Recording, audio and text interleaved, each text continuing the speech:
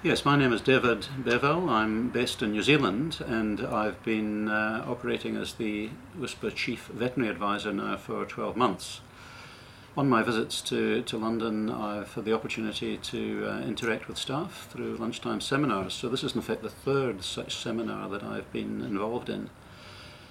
So the opportunity presented itself today to give a bit of an update as to where we are at with our engagement strategy with the OIE specifically, and also with the wider global veterinary profession.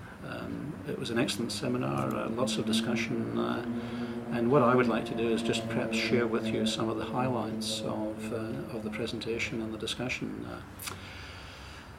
In starting, I emphasise the fact that Whisper has a unique position with the OIE and being the only animal welfare NGO that has a formal memorandum of understanding.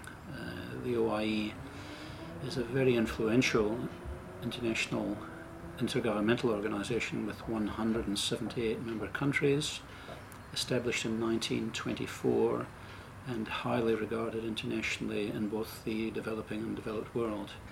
So having that MOU gives us an opportunity to collaborate actively, participate in policy making and standard development.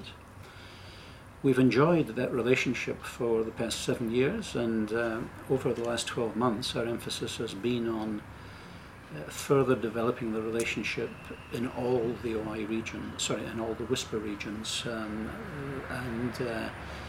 thus in the Americas, in Asia, Far East, Asia Pacific, and in Europe and the Middle East. We've been putting a lot of effort in the last 12 months with a number of regional staff actively involved.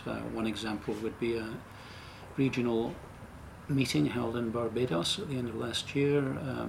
Marta Prado and Juan Carlos Murillo were our representatives, and that actually led to the finalisation of a regional animal welfare strategy for the Americas, and we'll have the opportunity to actively contribute to that initiative over the next 2, 3, 4, 5 years.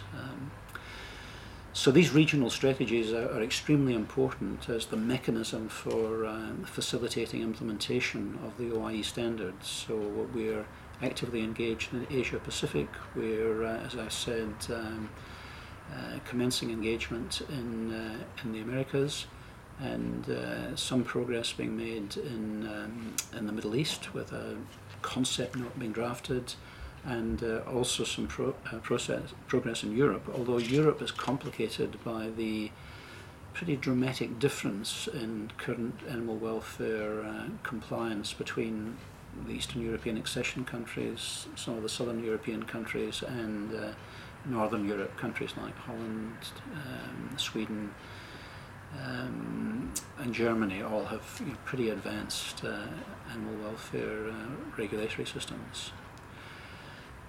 More generally, looking out of the governmental relationship that we have with the veterinary profession through the OIE, we're also putting some significant effort into developing our relationship with the global veterinary profession, i.e. veterinarians employed in clinical practice, employed in academia, employed in research.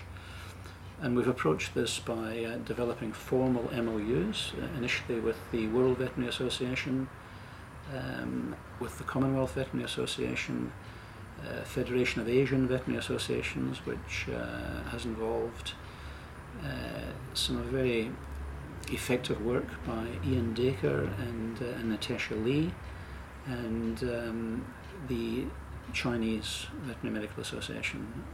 Having established that regional and global framework, we then see similar MOUs cascading down at a national level. It's interesting, this year there are two very significant international veterinary conferences celebrating, in one case, the 150th anniversary of the World Veterinary Association. So that's a conference that's being held in Prague in September. Whisper will be involved in the speaking programme through Ruth de Vere is a formally invited speaker, myself and Ian Dacre.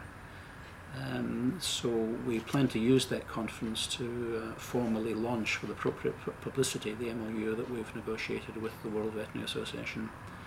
And the second 150th anniversary, believe it or not, is with the American Veterinary Medical Association. That's being held in Chicago at the end of July.